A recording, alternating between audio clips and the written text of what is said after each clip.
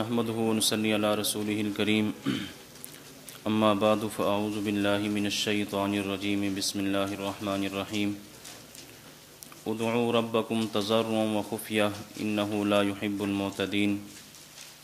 عن وائل بن حجر رضي الله عنه انه صلى مع النبي صلى الله عليه وسلم فلما قرأ غير المغضوب عليهم ولا الضالين قال آمين وخفض بها صوته. اللهم صل على محمد وعلى آل محمد كما صليت على إبراهيم وعلى آل إبراهيم إنك حميد مجيد.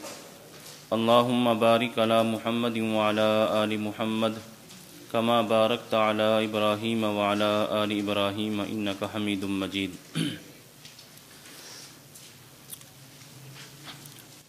ہم نے اس نشست میں جو مسئلہ پڑھنا ہے وہ ہے مسئلہ آمین بالسر. مسئلہ آمین بالسر کے حوالے سے کل میں نے آپ حضرات کی خدمت میں یہ بات عرض کی تھی کہ اس سبق میں ہم نے 6 باتیں پڑھنی ہیں. نمبر 1 فریقین کا موقف اور اس کی وضاحت. نمبر 2 اہل سنت والجماعت احناف کے دلائل اور ان پر ہونے والے اعتراضات کے جوابات. نمبر 3 غیر مقلدین کے دلائل اور ان کے جوابات. نمبر 4 آمین بالسر کی وجوہ ترجیح. نمبر 5 غیر مقلدین کے مسئلہ آمین میں جھوٹ. اور نمبر 6 غیر مقلدین سے مسئلہ آمین پر چند سوالات. تو یہ 6 باتیں ہم نے اس سبق کے اندر پڑھنی اور سمجھنی ہیں. ان میں سب سے جو پہلی بات ہے فریقین کا موقف اور اس کی وضاحت. اس کا تذکرہ کل کے سبق میں ہو چکا تھا کہ ہمارا اہل سنت والجماعت کا جو موقف ہے وہ بالکل واضح ہے کہ کوئی بھی نماز ہو، خواہ جہری ہو خواہ سری ہو، خواہ نمازی اکیلا ہو، امام ہو، مقتدی ہو، ہر حال میں آمین آہستہ آواز سے کہے گا. جبکہ غیر مقلدین کا جو دعویٰ ہے ان کے دعوے کے 3 حصے ہیں. پہلا حصہ یہ ہے کہ جب وہ اکیلے نماز پڑھتے ہیں تو آمین آہستہ آواز سے کہتے ہیں، خواہ وہ جہری نماز ہو خواہ سری نماز ہو، تو اکیلا نمازی ہر حال میں آمین آہستہ آواز سے کہتا ہے. ان کے دعوے کا دوسرا حصہ یہ ہے کہ فرض نماز جب باجماعت ادا کی جائے تو امام اور مقتدی 6 رکعتوں میں آمین اونچی آواز سے کہیں گے اور 11 رکعات میں آمین آہستہ آواز سے کہیں گے. یہ دوسرا ان کے دعوے کا حصہ ہے. تیسرا حصہ یہ ہے کہ نماز میں جتنے بھی اذکار ہیں، جتنی بھی دعائیں ہیں وہ آہستہ آواز سے ہوں گی اور آمین یہ اونچی آواز سے ہوگی. یہ ان کے دعوے کے 3 حصے ہیں. تو ان میں سے جو دوسرا حصہ ہے اس پر تو غیر مقلدین گفتگو بھی کرتے ہیں، تحریر بھی کرتے ہیں، بیان کرتے ہیں. لیکن جو پہلا حصہ ہے اس پر بھی بات نہیں کرتے. جو تیسرا حصہ ہے اس پر بھی بات نہیں کرتے. جب اکیلا نمازی ہو تو آمین ہر حال میں آہستہ آواز سے کہے گا. اس پر دلیل پوچھیں تو ان کے پاس دلیل نہیں ہے. نماز میں جتنے بھی اذکار ہیں، جتنی بھی دعائیں ہیں وہ آہستہ آواز سے ہوں گی، آمین اونچی آواز سے ہوگی.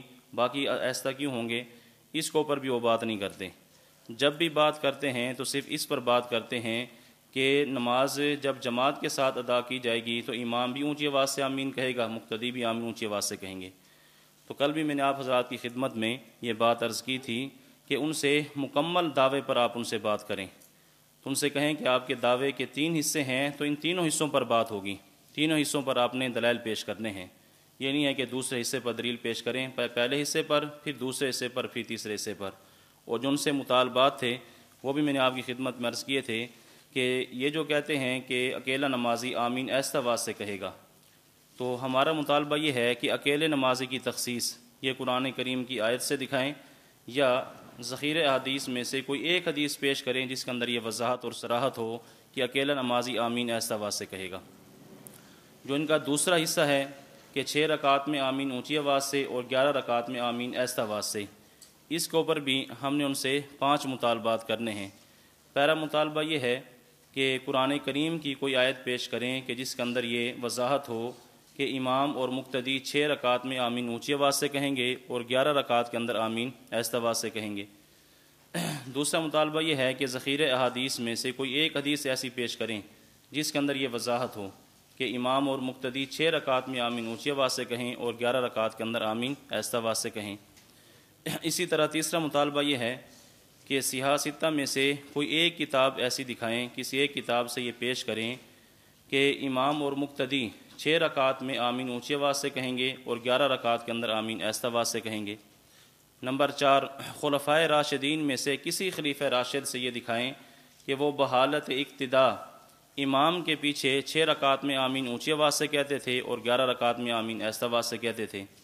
نمبر 5، خلفائے راشدین کا 30 سالہ دورہ خلافت راشدہ، اس میں سے یہ ثابت کر دیں کہ ان کے مقتدی کسی بھی خلیفہ راشد کے پیچھے 6 رکعت میں آمین اونچی آواز سے کہتے تھے اور 11 رکعت کے اندر آمین آہستہ آواز سے کہتے تھے۔ تو یہ دوسرا جو حصہ ہے ان کے دعوے کا، اس پر یہ 5 مطالبے ہیں کہ ہمیں یہ جو 5 مطالبات ہم نے آپ کے سامنے رکھے ہیں، کسی ایک مطالبے کو ہمارے پورا کر کے دکھائیں۔ اور تیسرا حصہ ان کے دعوے کا یہی تھا کہ آمین، حالانکہ یہ بھی دعا ہے، یہ ذکر ہے، اس کی وضاحت آ جاتی ہے، تو یہ بھی دعا ہے، یہ بھی ذکر ہے، تو جس طرح باقی اذکار ہیں، باقی دعائیں ہیں، وہ آہستہ آواز سے ہیں، تو یہ اونچی آواز سے کیوں ہیں؟ اس کی تخصیص ہمیں دکھائیں، کسی قرآن کریم کی آیت سے دکھائیں یا حدیث پاک سے دکھائیں۔ تو ان کے دعوے کے یہ 3 حصے ہیں، ان 3 حصوں پر یہ مطالبات ہیں۔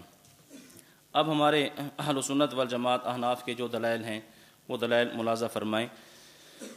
اس فائل کے اندر جو ہمارے دلائل ذکر کیے گئے ہیں وہ 6 ہیں۔ ان دلائل کا خلاصہ پہلے میں آپ کی خدمت میں عرض کر دیتا ہوں، پھر ایک ایک دلیل پر بات کرتے ہیں۔ ہماری جو پہلی دلیل ہے وہ قرآن کریم سے ہے، اس کے بعد 2 دلیلیں احادیث مرفوعہ سے ہیں، پھر اس کے بعد 3 دلیلیں وہ احادیث موقوفہ سے ہیں، پھر اس کے بعد ائمہ مجتہدین فقہا کے اقوال ہوں گے۔ تو 6 دلیلیں ہیں۔ پہلی دلیل قرآن کریم سے، دوسری اور تیسری احادیث مرفوعہ سے، تیسری، چوتھی، 5ویں اور 6ٹھی یہ احادیث موقوفہ سے۔ جو قرآن کریم سے دلیل ہے سب سے پہلی، وہ یہ ہے کہ یہ جو لفظ آمین ہے، سب سے پہلے ہم نے لفظ آمین کو دیکھنا ہے کہ اس کی حیثیت کیا ہے۔ اگر یہ بات بھی آپ اچھی طرح سمجھ لیں تو آگے جانے کی بھی ضرورت پیش نہیں آتی، مسئلہ یہاں سے بھی حل ہو جاتا ہے کہ خود جو لفظ آمین ہے یہ کیا ہے، اس کی حیثیت کیا ہے۔ تو جب لفظ آمین کی حیثیت ہمارے سامنے آ جائے گی تو قرآن کریم سے فیصلہ کرنا آسان ہو جائے گا کہ یہ اونچی آواز سے ہونی چاہیے یا آہستہ آواز سے ہونی چاہیے۔ جب ہم آمین کو دیکھتے ہیں تو اس کی 2 حیثیتیں ہمارے سامنے آتی ہیں۔ پہلی حیثیت یہ ہے کہ آمین یہ دعا ہے، اور دوسری حیثیت یہ ہے کہ آمین اللہ تعالیٰ کے ناموں میں سے ایک نام ہے، ذکر ہے۔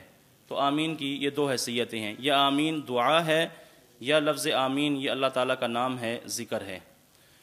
ان میں سے جو پہلی حیثیت ہے کہ آمین دعا ہے، آمین کا دعا ہونا یہ قرآن کریم سے بھی ثابت ہے، اور آمین کا دعا ہونا یہ بخاری شریف سے بھی ثابت ہے۔ اب ہم اس بات کو یہ ثابت کرتے ہیں کہ آمین دعا کیسے ہے، قرآن کریم سے ثابت کیسے ہوتا ہے، اور بخاری شریف میں کہا ہے کہ آمین دعا ہے۔ دیکھیں قرآن کریم کے اندر آیت ہے، سورہ یونس آیت نمبر 89، اللہ رب العزت ارشاد فرماتے ہیں، قال قد اجیبت دعوتکما، فرمایا کہ تم دونوں کی دعا قبول کر لی گئی۔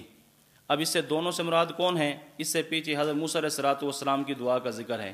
حضرت موسیٰ علیہ السلام نے فرعون کے خلاف بد دعا کی، تو اس دعا پر حضرت ہارون علیہ السلام حضرت موسیٰ علیہ السلام کے ساتھ آمین کہتے رہے۔ تفسیر در منصور کے اندر اسی جگہ پر یہ روایت موجود ہے، کان موسیٰ علیہ السلام اذا دعا امن ہارون علیہ السلام علی دعائہ یقول آمین، کہ موسیٰ علیہ السلام دعا کرتے تھے اور ہارون علیہ السلام ان کی دعا پر آمین کہتے تھے۔ اب دیکھیں موسیٰ علیہ السلام دعا کر رہے ہیں اور ہارون علیہ السلام ان کی دعا پر آمین کہہ رہے ہیں۔ اللہ رب العزت نے جب قبولیت دعا کی بات فرمائی ہے تو وہاں یہ فرمایا کہ تم دونوں کی دعا قبول کر لی گئی، حالانکہ دعا کرنے والے تو کون تھے؟ صرف موسیٰ علیہ السلام تھے۔ ہارون علیہ السلام دعا نہیں کر رہے تھے بلکہ موسیٰ علیہ السلام کی دعا پر آمین کہہ رہے تھے، لیکن اللہ رب العزت نے یہ فرمایا کہ تم دونوں کی دعا قبول کر لی گئی۔ تو اس سے معلوم ہوا کہ اللہ رب العزت نے موسیٰ علیہ السلام کی دعا کو بھی دعا فرمایا، اور حضرت ہارون علیہ السلام کی جو آمین تھی اس کو بھی اللہ تعالیٰ نے دعا فرمایا ہے۔ تو دیکھیں اس سے یہ بات ثابت ہو جاتی ہے کہ آمین کیا یہ دعا ہے۔ تو قرآن کریم سے آمین کا دعا ہونا یہ ثابت ہے۔ باقی اس سے یہ ثابت نہیں ہوتا کہ وہ آمین اونچی آواز سے تھی یا آمین آہستہ آواز سے ہوتی تھی۔ ہمارا اس وقت جو اس سے استدلال ہے وہ صرف آمین کے دعا ہونے پر ہے، اور وہ اس سے ثابت ہو جاتا ہے۔ باقی اس میں یہ نہیں ہے کہ آمین اونچی تھی یا آہستہ سی، کوئی کہے کہ موسیٰ علیہ السلام اونچی آواز سے دعا کر رہے تھے، ہارون علیہ السلام اونچی آواز سے آمین کہہ رہے تھے، اس سے ہمارا یہ مستدل نہیں ہے۔ ہمارا اس سے صرف استدلال یہ ہے کہ اللہ رب العزت نے دونوں کی دعا کو دعا فرمایا، موسیٰ علیہ السلام کی دعا کو بھی دعا فرمایا اور ہارون علیہ السلام کی آمین کو بھی دعا فرمایا۔ تو جب آمین کا دعا ہونا یہ قرآن کریم سے ثابت ہے۔ اچھا، اسی طرح بخاری شریف سے امام بخاری نے جہاں یہ مسئلہ بیان کیا ہے، مسئلہ آمین، صفحہ نمبر 107 پر، تو وہاں باب قائم کیا۔ باب قائم کرنے کے بعد حضرت امام عطا رحمہ اللہ کا قول پیش کیا، فرمایا قال عطا آمین دعا، کہ امام عطا فرماتے ہیں کہ آمین دعا ہے۔ اب دیکھیں، آمین کا دعا ہونا یہ قرآن کریم سے بھی ثابت ہے اور آمین کا دعا ہونا یہ بخاری شریف سے بھی ثابت ہے۔ جب یہ بات ثابت ہو گئی کہ آمین دعا ہے، اب ہم نے دیکھنا ہے کہ دعا کے اندر اصل کیا ہے۔ اللہ رب العزت نے دعا کے متعلق ہمیں کیا حکم دیا؟ سورہ اعراف آیت نمبر 55 میں یہ بات موجود ہے۔ اللہ رب العزت فرماتے ہیں ادعوا ربکم تضرعا وخفیہ، کہ اپنے رب سے دعا کرو عاجزی انکساری کے ساتھ اور آہستہ آواز سے۔ تو اس سے معلوم ہوا کہ دعا کے اندر اصل کیا ہے؟ اخفا ہے۔ اللہ تعالیٰ فرما رہے ہیں کہ آہستہ آواز سے اپنے رب سے دعا کرو اور عاجزی انکساری بھی ہونی چاہیے۔ تو جب دعا کے اندر اصل اخفا ہے تو آمین بھی دعا ہے، اور دعا کے اندر اصل اخفا ہے تو اس کا تقاضا یہ ہے کہ آمین آہستہ آواز سے ہونی چاہیے۔ یہاں اب ایک شبہ وہ بھی آپ ذہن میں رکھ لیں، جب ہم یہ بات کرتے ہیں کہ دعا کے اندر اصل اخفا ہے، دعا آہستہ آواز سے ہونی چاہیے، تو ان کی طرف سے یہ اعتراض ہوتا ہے کہ جب تم یہ کہتے ہو کہ دعا کے اندر اصل اخفا ہے، آہستہ آواز سے ہونی چاہیے، تو تمہارے اجتماعات میں، جلسوں میں پھر دعا اونچی آواز سے کیوں ہوتی ہے؟ اونچی آواز سے دعا ہوتی ہے، ایک امام یا کوئی بھی دعا کرانے والا اونچی آواز سے دعا کراتا ہے اور باقی سارے کے سارے اس کی دعا پر آمین کہتے ہیں، تو کہتے ہیں تمہارے جلسوں اور اجتماعات کے اندر آمین یہ دعا اونچی آواز سے پھر کیوں ہوتی ہے؟ تو اس کا جواب ملاحظہ فرمائیں۔ اس کا جواب یہ ہے کہ دیکھیں، ایک ہے دعا کرنا اور ایک ہے دعا کرانا۔ دعا کی آہستہ آواز سے جاتی ہے لیکن دعا کروائی یہ اونچی آواز سے جاتی ہے۔ ایک بندہ خود دعا کر رہا ہے اللہ تعالیٰ سے، اب خود مانگ رہا ہے، اس کا اللہ تعالیٰ کے ساتھ تعلق ہے، اللہ تعالیٰ کے ساتھ رابطہ ہے، وہ اللہ سے مانگ رہا ہے۔ لیکن ایک بندہ ایسا ہے کہ جو دعا کروا رہا ہے، اب وہ لوگوں کو بتا رہا ہے کہ ہم نے اس وقت مانگنا کیا ہے، تو وہ اسی وقت ہوگا کہ جب دعا وہ اونچی آواز سے ہوگی۔ تو بہرحال ایک ہے دعا کرنا اور ایک ہے دعا کرانا۔ دعا ہوتی تو آہستہ آواز سے ہے لیکن کروائی اونچی آواز سے جاتی ہے، اس لیے یہ اعتراض نہیں ہو سکتا کہ یہ تمہارا اونچی آواز سے دعا کرانا یہ قرآن کریم کی آیت کے خلاف ہے۔ باقی احادیث مبارکہ سے بھی ثابت ہے، نبی علیہ الصلوۃ والسلام اونچی آواز سے دعا کرواتے اور صحابہ کرام دعا پر آمین بھی کہتے تھے۔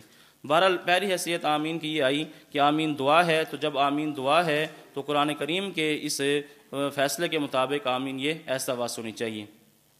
اور آمین کی جو دوسری حیثیت ہے وہ یہ ہے کہ آمین یہ اللہ تعالیٰ کا نام ہے۔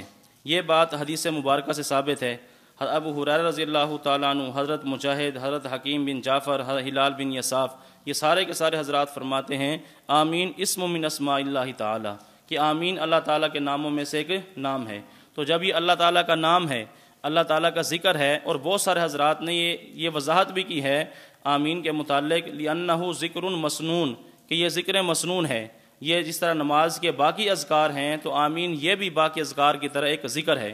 تو جب آمین یہ ذکر ہے، اللہ تعالیٰ کا نام ہے، اب اس کو کیسے لینا چاہیے، اللہ رب العزت کا ذکر کیسے کرنا چاہیے، تو یہ بات بھی قرآن کریم کے اندر موجود ہے۔ سورہ اعراف آیت نمبر 205 پر اللہ تعالیٰ فرماتے ہیں وَاذْكُرْ رَبَّكَ فِي نَفْسِكَ تَضَرُّعًا وَخِيفَةً، کہ اپنے رب کو یاد کیجئے عاجزی انکساری کے ساتھ اور آہستہ آواز سے۔ اب دیکھیں، اس سے معلوم ہوتا ہے کہ ذکر کے اندر بھی اصل کیا ہے، ذکر میں بھی اصل اخفا ہے۔ تو جب آمین ذکر ہے اور ذکر میں بھی اصل اخفا ہے تو اس کا تقاضا بھی ہے کہ آمین کیا ہونی چاہیے، آہستہ آواز سے ہونی چاہیے۔ تو دیکھیں، آمین کے بارے میں یہ دونوں حیثیتیں کتب کے اندر موجود ہیں کہ آمین یا تو اللہ تعالیٰ کے ناموں میں سے ایک نام ہے یا پھر یہ دعا ہے۔ دعا والی حیثیت کو دیکھیں، اس کا تقاضا بھی ہے کہ آہستہ آواز سے ہونی چاہیے، اور اگر ذکر والی حیثیت کو دیکھیں تو اس کا تقاضا بھی ہے کہ یہ آہستہ آواز سے ہونی چاہیے۔ باقی یہاں بھی شبہ ہوتا ہے کہ جب ذکر کے اندر اصل اخفا ہے تو تم ذکر اونچی آواز سے کیوں کرتے ہو؟ ہمارے مرکز میں ذکر اونچی آواز سے ہوتا ہے، ذکر بالجہر ہے، تو پھر ذکر تو آہستہ آواز سے ہونا چاہیے۔ تو یہ بات بھی آپ ذہن میں رکھیں کہ ایک ہے ذکر اور ایک ہے تعلیم ذکر۔ ذکر یہ آہستہ آواز سے ہوتا ہے اور تعلیم ذکر یہ اونچی آواز سے ہوتی ہے۔ ذکر تو آہستہ ہے، اور حضرت استاد جی دامت برکاتہم العالیہ کی طرف سے اپنے مریدین متعلقین کو یہ ہدایت ہوتی ہے کہ ذکر کی تسبیحات کریں، تنہائی کے اندر بیٹھ کر کریں، اونچی آواز سے کریں، آہستہ آواز سے کریں، جیسے آدمی کا دل کرے۔ تنہائی کے اندر تو ذکر بالجہر بھی ہو سکتا ہے، ذکر بالسر بھی ہو سکتا ہے۔ باقی یہ جو سب کے سامنے ذکر کیا جاتا ہے، جلسے میں کیا جاتا ہے، خانقاہ میں کیا جاتا ہے، اس کا مقصد ہوتا ہے مریدین کو تعلیم دینا اور چونکہ مریدین تو بدلتے رہتے ہیں، یہ ایسا تو نہیں ہے کہ ایک مجلس کے اندر سارے سال جو وہی مریدین رہیں، کوئی ایک دن کے لیے آتا ہے، کوئی 2 دن کے لیے آتا ہے، تو ذکر بالجہر اس لیے کرایا جاتا ہے تاکہ لوگوں کو پتہ چل جائے کہ ذکر کرنا کیسا ہے، ذکر کی تسبیحات کون کون سی ہیں۔ بہرحال ہم جو ذکر کرتے ہیں تو اس کی وضاحت بھی ہم کرتے ہیں کہ ہم اونچی آواز سے جو ذکر کرتے ہیں یہ ذکر نہیں بلکہ یہ کیا، یہ تعلیم ذکر ہے۔ تو ذکر ایسا آواز سے ہے اور تعلیم ذکر کیا، یہ اونچی آواز سے ہے، لہذا اس پر بھی کوئی اشکال وارد نہیں ہو سکتا۔ تو ہم نے جو یہ بات عرض کی ہے کہ آمین کی یہ 2 حیثیتیں ہیں، یہ آمین دعا ہے، یہ آمین اللہ تعالیٰ کا نام ہے۔ جس حیثیت کو بھی دیکھیں تو آمین کے اندر جو ہے یہ سر ثابت ہوتا ہے، اخفاء ثابت ہوتا ہے، جہر ثابت نہیں ہوتا۔ اور یہ بات ہم نہیں کہتے، یہ جو بات ہم نے کی ہے ہم نے اپنی طرف سے نہیں، بلکہ امام فخر الدین رازی رحمۃ اللہ علیہ جو شافعی ہیں، امام شافعی رحمۃ اللہ علیہ کے مقلد ہیں، انہوں نے بھی اپنی تفسیر کی کتاب تفسیر کبیر کے اندر یہ بات لکھی ہے، جہاں انہوں نے مسئلہ آمین کو بیان کیا تو وہ فرماتے ہیں کہ امام اعظم ابو حنیفہ رحمۃ اللہ علیہ فرماتے ہیں اخفاء التامین افضل، کہ آمین ایسا آواز سے کہنا افضل ہے۔ وقال الشافعی اعلانہ افضل، امام شافعی فرماتے ہیں کہ آمین اونچی آواز سے کہنا افضل ہے۔ یہ تو انہوں نے مسئلہ بیان کر دیا، موقف بیان کر دیا۔ آگے انہوں نے امام ابو حنیفہ رحمۃ اللہ علیہ کا استدلال پیش کیا ہے کہ امام ابو حنیفہ رحمۃ اللہ علیہ جو یہ فرماتے ہیں کہ آمین ایسا آواز سے ہونی چاہیے، امام صاحب کا استدلال کیا ہے۔ انہوں نے امام صاحب کا استدلال بھی پیش کیا اور ساتھ امام صاحب کے استدلال کے متعلق فرمایا کہ میں بھی یہی بات کہتا ہوں، یعنی امام صاحب کے استدلال کو انہوں نے قبول کیا ہے، باوجود شافعی ہونے کے انہوں نے یہ کہا کہ امام ابو حنیفہ رحمۃ اللہ علیہ کا جو یہ موقف ہے، نظریہ، یہ دلیل سے ثابت ہے، لہذا آمین ایسا آواز ہونی چاہیے۔ انہوں نے کیا لکھا، فرماتے ہیں واحتج ابو حنیفہ رحمہ اللہ علی صحت قولہ قال فی قول آمین وجہان، فرماتے ہیں کہ امام ابو حنیفہ رحمۃ اللہ علیہ فرماتے ہیں کہ آمین کے بارے میں 2 حیثیتیں ہیں، اس کی 2 وجہ ہیں۔ احدہما انہ دعاء، پہلی حیثیت یہ ہے کہ یہ آمین دعا ہے، والثانی انہ من اسماء اللہ تعالی، اور دوسری وجہ یہ ہے کہ آمین اللہ تعالیٰ کے ناموں میں سے ایک نام ہے۔ پھر فرمایا فإن کان دعاء وجب اخفاؤہ، اگر آمین دعا ہے تو اس کو ایسا کہنا واجب ہونا چاہیے، لقولہ تعالی ادعوا ربکم تضرعا خفیہ، اللہ تعالیٰ کے فرمان ادعوا ربکم تضرعا خفیہ کی وجہ سے کہتے ہیں اس کو واجب ہونا چاہیے، ایسا کہنا واجب ہونا چاہیے۔ وإن کان اسم من اسماء اللہ تعالی، اگر یہ اللہ تعالیٰ کے ناموں میں سے ایک نام ہے، وجب اخفاؤہ، تب بھی اس کو ایسا کہنا واجب ہونا چاہیے، لقولہ تعالی واذکر ربک فی نفسک تضرعا خیفہ کی وجہ سے، کہ اللہ تعالیٰ فرماتے ہیں وَاذْكُرْ رَبَّكَ فِي نَفْسِكَ تَضَرُّعًا وَخِيفًا۔ دیکھیں اب انہوں نے یہ بات لکھی کہ آمین دعا ہے تو آیت کا تقاضا یہ ہے کہ اس کو ایسا کہنا واجب ہو، اگر یہ ذکر ہے اللہ تعالیٰ کا نام ہے تب بھی آیت کا تقاضا یہ ہے کہ اس کو ایسا کہنا واجب ہو۔ فرماتے ہیں فَإِن لَمْ يَثْبُتِ الْوُجُوبُ، اگر اس سے وجوب ثابت نہ بھی ہو، فَلَا أَقَلَّ مِنَ النُّدْبِيَّةِ، تو کم از کم یہ ہے کہ اس سے استحباب ثابت ہوتا ہے۔ اصل تو یہ ہے کہ اس سے وجوب ثابت ہو، کیونکہ دونوں امر کے صیغے ہیں، ادعوا ربکم، ادعوا یہ بھی امر کا صیغہ، وذکر یہ بھی امر کا صیغہ، امر تو وجوب کے لیے آتا ہے۔ ماتے ہیں اگر اس سے وجوب ثابت نہ بھی ہو تو کم سے کم یہ کہ اس سے استحباب ثابت ہوتا ہے۔ وَنَحْنُ نَقُولُ بِهَذَا الْقَوْلِ، وہ کہتے ہیں کہ میں اگرچہ شافعی ہوں لیکن اس مسئلے کے اندر امام حنیفہ رحمۃ اللہ علیہ کی بات یہ مضبوط اور دلیل سے ثابت ہے۔ اب دیکھیں یہ بات ہم نہیں کہتے کہ آمین دعا ہے، آمین اللہ تعالیٰ کا نام ہے، دیگر حضرات مفسرین حضرات اور بہت بڑے بڑے حضرات نے یہ بات کی ہے کہ آمین یا تو یہ اللہ تعالیٰ کا نام ہے یا پھر یہ دعا ہے۔ تو دیکھیں دونوں حیثیتیں آپ کے سامنے آ گئی ہیں، دعا ہونے والی بھی اور اللہ تعالیٰ کا نام ہونے والی بھی۔ جس حیثیت کو بھی دیکھیں تو یہ نتیجہ یہی نکلتا ہے کہ آمین کیا ہونی چاہیے، ایسا آواز ہونی چاہیے۔ تو یہ تو ہماری دلیل ہے قرآن کریم سے۔ باقی جو احادیث مبارکہ ہیں، احادیث مرفوعہ میں سے جو ہماری سب سے پہلی دلیل ہے، حضرت وائل بن حجر رضی اللہ تعالیٰ عنہ فرماتے ہیں، اپنے متعلق فرماتے ہیں انہ صلی مع النبی، کہ میں نے نبی علیہ الصلوۃ والسلام کے ساتھ نماز پڑھی، فلما قرأ غیر المغضوب علیہم ولا الضالین، جب آپ نے ولا الضالین کی قرات کی، قال آمین، تو آپ نے آمین کہی، خفض بہا صوتہ، اور اپنی آواز کو پست کیا، اپنی آواز کو ایستا کیا۔ تو آپ نے آمین کہی ہے لیکن آمین ایستا آواز سے کہی ہے۔ یہ مسند ابو داود الطیالسی جلد 1 صفحہ نمبر 577 پر یہ روایت موجود ہے۔ اب دیکھیں اس کے اندر یہ بالکل واضح ہے کہ نبی علیہ الصلوۃ والسلام نے آمین کہی تو ایستا آواز سے کہی ہے۔ اب یہ حدیث بالکل ٹھیک ہے، اس حدیث پر کسی قسم کی کوئی جرح نہیں ہے، لیکن غیر مقلدین کی طرف سے جو اعتراضات کیے گئے ہیں اس پر، ان میں سے ایک اعتراض اس فعل کے اندر موجود ہے۔ وہ اعتراض یہ ہے کہ دیکھیں اس کے اندر ایک راوی ہیں حجر، پہلے راوی ہیں حدثنا شعبۃ قال اخبرنی سلمۃ بن کہیل قال سمعت حجرا ابا العنبسی۔ یہ جو راوی ہیں حجر، اس کے اوپر جو ہے جو اعتراض ہوتا ہے کہ امام شعبہ رحمۃ اللہ علیہ سے اس غلطی کے اندر اس حدیث میں ان سے غلطی ہوئی ہے۔ غلطی کیا ہوئی کہ یہ راوی تھے حجر ابو سکن، ان کی کنیت تھی ابو سکن، اور امام شعبہ نے ذکر کی ہے ابو الانبس، یعنی یہ جو راوی ہیں حجر، ان کی جو کنیت مشہور ہے وہ ابو الانبس ہے، ابو سکن ہے، لیکن امام شعبہ نے اس کو ذکر کیا ابو الانبس۔ بس ان کی کنیت پر ایک اشکال ہے، کوئی زیادہ مضبوط اشکال نہیں ہے، آپ دیکھیں گے تو بالکل ایک اعتراض برائے اعتراض ہے۔ اب یہ جو راوی تھے حجر، کہتے ہیں ان کی کنیت ابو سکن تھی، لیکن امام شعبہ سے غلطی ہو گئی کہ انہوں نے ان کی جو کنیت ہے وہ ابو الانبس ذکر کر دی ہے، صرف اس پر یہ اعتراض ہے۔ اب دیکھیں یہ جو راوی ہیں حجر، جو حضرت حجر جو ہیں، ان کی دو کنیتیں ہیں۔ اس کا خلاصہ جواب کا آپ ذہن میں رکھ لیں۔ پہلی بات تو یہ ہے کہ حضرت امام شعبہ یہ امیر المؤمنین فی الحدیث ہیں، سیاستہ کے راوی ہیں اور ثقہ راوی ہیں، بخاری کے اندر بھی روایتیں موجود ہیں، مسلم کے اندر بھی ہیں، سنن اربع کے اندر بھی ان سے روایات موجود ہیں۔ تو جب یہ امام شعبہ ثقہ راوی ہیں اور ثقہ راوی کے بارے میں یہ اصول ہے کہ ثقہ کی زیادتی قابل قبول ہوتی ہے، یعنی ثقہ راوی اگر کوئی ایسا اضافہ کر دے کہ جو باقی محدث نہیں کرتے، لیکن ایک ثقہ محدث نے اضافہ کر دیا تو ثقہ کی راوی کی جو زیادتی ہوگی وہ قابل قبول ہوتی ہے، اور یہ ضابطہ جو ہے صحیح بخاری کے اندر موجود ہے کہ ثقہ کی زیادتی قبول ہے۔ اس کی آسان مثال دیکھیں ثقہ کی زیادتی، ایک تو یہاں یہ آ گئی کہ باقی حضرات نے ان کی کنیت ذکر کی ہے ابو سکن، اور امام شعبہ نے ان کی کنیت ذکر کی ہے ابو الانبس، یہ ایک ثقہ کی زیادتی ہے۔ اس کو عام فہم مثال سے سمجھنے کے لیے آپ یوں سمجھ لیں کہ دیکھیں یہاں ایک استاد ہیں نماز پڑھاتے ہیں، امام صاحب ہیں، نماز پڑھائی، تو اب طلباء کے اندر جو ہے نا یہ بات سامنے آئی کہ عشاء کی نماز حضرت استاد جی دامت برکات عالیہ نے پڑھائی ہے، تو عشاء کی نماز استاد جی نے پڑھائی، سب طلباء اس کے اوپر متفق ہیں کہ بڑے استاد جی نے نماز پڑھائی ہے۔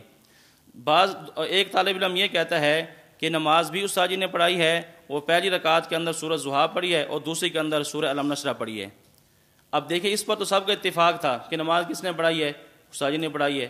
اب یہ ہے کہ صورتیں کون سی پڑھی ہیں، باقی صورتیں نہیں بتا رہے۔ ایک ایسا راوی ہے، ایک ایسا طالب علم ہے جو بالکل نیک ہے، سب اس کے تقوی طہارت کے جو ہے نا وہ قائل ہیں، وہ کہتا ہے کہ ٹھیک ہے نماز بھی پڑھائی ہے، اور نماز کے اندر پہلی رکعت میں آپ نے والضحیٰ پڑھی ہے اور دوسری کے اندر آپ نے الم نشرہ پڑھی ہے۔ اب گویا کہ یہ کیا ہے، یہ ثقہ کی زیادتی ہے۔ اب کوئی بندہ یہ نہیں کہے گا کہ یہ اس کی بات غلط ہے، تو جب نماز استاد جی نے پڑھائی ہے تو نماز کے اندر یہ دو صورتیں اگر ایک طالب علم کہتا ہے یہ پڑھی ہیں تو اس کی بات جو ہے خلاف عقل نہیں ہوگی، خلاف قیاس نہیں ہوگی، اس کی بات ماننی ہوگی۔ تو دیکھیں اب یہاں بھی جو یہ راوی ہیں امام شعبہ جو محدث ہیں، انہوں نے حضرت حجر کی ایسی کنیت ذکر کی ہے جو مشہور نہیں تھی، غیر مشہور تھی۔ مشہور تو سارے مان رہے تھے کہ ان کی کنیت ہے ابو سکن، لیکن انہوں نے ذکر کی ابو الانبس، تو لہٰذا یہ کوئی قابل اشکال بات نہیں ہے۔ اور یہ بات دیکھیں پھر ہم نہیں کہتے، یہ بات خود غیر مقلدین کی کتابوں کے اندر موجود ہے۔ ان کی کتاب کا حوالہ بھی آپ اپنے پاس یہاں لکھ لیں۔ ان کے بہت بڑے ایک محقق عالم ہے رئیس ندوی، انہوں نے کتاب لکھی ہے رسول اکرم صلی اللہ علیہ وسلم کا صحیح طریقہ نماز۔ اس کتاب میں مسئلہ آمین جب انہوں نے بیان کیا تو مسئلہ اس کتاب کے صفحہ نمبر 278 پر، صفحہ 278 پر انہوں نے اسی راوی کی حجر کی دو کنیت ذکر کی ہیں۔ کہتے ہیں کہ ان کی دو کنیتیں ہیں، ایک کنیت ابو سکن ہے اور دوسری کنیت ان کی ابو الانبس ہے۔ دیکھیں یہ تو خود انہوں نے تسلیم کر لیا کہ اس راوی کی دو کنیتیں ہیں، تو امام شعبہ نے اگر ایک کنیت کی جگہ دوسری کنیت ذکر کر دی ہے تو یہ کون سی اشکال والی بات ہے؟ لہٰذا یہ کوئی قابل اشکال بات نہیں ہے، تو یہ حدیث بالکل ٹھیک ہے، اس حدیث کے اوپر کسی قسم کی جرح نہیں ہوتی۔ تو بہرحال اس حدیث سے یہ ثابت ہوتا ہے کہ نبی علیہ الصلوۃ والسلام نے جب نماز پڑھائی تو آپ نے آمین کہی ہے، اور آمین آپ نے آہستہ آواز سے کہی ہے۔ اور جو دوسری دلیل ہے ہماری وہ سنن ابی داؤد سے ہے۔ حضرت حسن بصری رحمہ اللہ وہ روایت نقل کرتے ہیں کہ حضرت سمرہ بن جندب اور عمران بن حسین رضی اللہ تعالیٰ عنہما، یہ دونوں صحابی ہیں، ان کا آپس میں ایک مرتبہ نماز کا مذاکرہ ہوا کہ نبی علیہ الصلوۃ والسلام نماز کیسے پڑھتے۔ تو حضرت سمرہ بن جندب رضی اللہ تعالیٰ عنہ نے یہ بیان کیا کہ مجھے نبی علیہ الصلوۃ والسلام کی نماز اچھی طرح یاد ہے، اور مجھے یہ بھی یاد ہے کہ نبی علیہ الصلوۃ والسلام کی نماز میں دو جگہ سکتہ ہوتا تھا، دو جگہ آپ خاموشی فرماتے، سکتتین، نماز میں دو جگہ خاموشی ہوتی، سکتتن اذا کبرا، ایک خاموشی آپ اس وقت فرماتے جب تکبیر تحریمہ کہتے، وسکتتن اذا فرغ من قراءۃ غیر المغضوب علیہم ولا الضالین، اور دوسرا سکتہ دوسری خاموشی آپ اس وقت فرماتے جب آپ ولا الضالین کہتے۔ تو فرمایا کہ نبی علیہ الصلوۃ والسلام کی نماز میں 2 جگہ سکتہ تھا، 2 جگہ خاموشی، ایک تکبیر تحریمہ کے بعد اور نمبر 2 والضالین کے بعد۔ اب دیکھیں تکبیر تحریمہ کے بعد جو سکتہ تھا وہ کس لیے تھا؟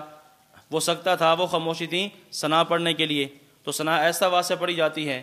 اس طرح والضالین کے بعد جو خاموشی تھی، والضالین کے بعد جو سکتہ تھا، یہ کس لیے تھا؟ یہ آمین ایسا واسطہ کہنے کے لیے تھا۔ تو اس سے ثابت ہوتا ہے کہ نبی علیہ الصلوۃ والسلام نماز میں والضالین کے بعد جب آمین آپ فرماتے تو آمین ایسا واسطہ کہتے۔ اور علامہ طیبی رحمۃ اللہ علیہ نے یہی بات لکھی ہے، کہتے ہیں کہ والازہر ان سکتۃ الاولی للثنا، کہتے ہیں کہ سکتہ اولا جو ہے یہ ثنا کے لیے تھا، والثانیۃ للتامین، اور جو دوسرا سکتہ تھا وہ آمین کہنے کے لیے تھا۔ باقی حضرات نے بھی یہ بات کی ہے کہ نبی علیہ الصلوۃ والسلام پہلی خاموشی میں ثنا پڑھتے اور دوسری خاموشی والضالین کے بعد جو آپ کی ہوتی تھی اس میں آپ آمین ایسا واسطہ کہتے۔ تو اس سے معلوم ہوا کہ آمین جو ہے یہ کیا، یہ ایسا واسطہ ہے۔ تو پہلی حدیث کے اندر بھی نبی علیہ الصلوۃ والسلام کا عمل تھا، اور جو دوسری حدیث ہے اس کے اندر بھی نبی علیہ الصلوۃ والسلام کا عمل ہے۔ تو یہ دونوں مرفوع حدیثیں ہیں، ان سے ثابت ہوتا ہے کہ نبی علیہ الصلوۃ والسلام جب نماز پڑھتے تو آپ آمین ایسا واسطہ کہتے تھے۔ بعض حضرات یہ بھی یہاں اشکال کرتے ہیں کہ یہ جو آپ کی خاموشی تھی یہ سانس لینے کے لیے تھی۔ کہتے ہیں نبی علیہ الصلوۃ والسلام جو نماز میں سکتہ کرتے تھے تو یہ سکتہ جو تھا یہ خاموشی یہ سانس لینے کے لیے تھی۔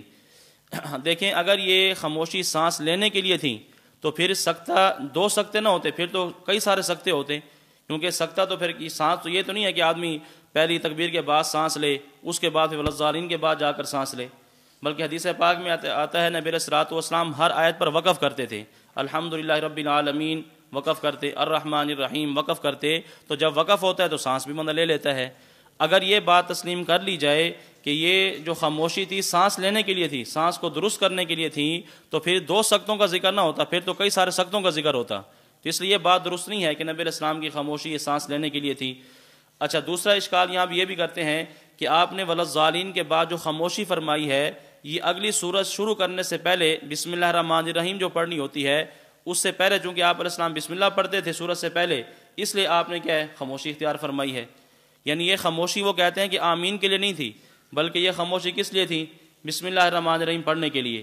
لیکن اگر یہ بات تسلیم کر لی جائے کہ نبی علیہ السلام کی دوسری خاموشی بسم اللہ پڑھنے کے لیے تھی تو پھر یہاں یہ نہ ہوتا کہ والضالین کے بعد آپ خاموشی فرماتے، پھر یہ ہوتا کہ آمین کے بعد آپ خاموشی فرماتے، کہ آمین اونچی آواز سے کہتے۔